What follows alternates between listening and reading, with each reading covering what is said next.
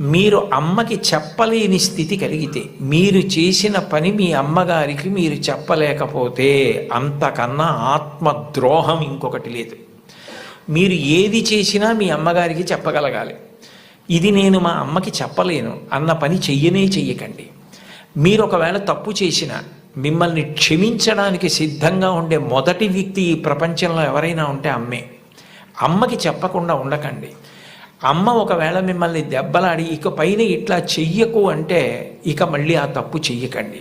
మీరు పిల్లలు కాబట్టి ఒకసారి చెయ్యొచ్చు ఎప్పుడైనా, కానీ పొరపాటు జరిగినా మీ అమ్మగారికి చెప్పండి, వద్దంటే మాత్రం చేయకండి.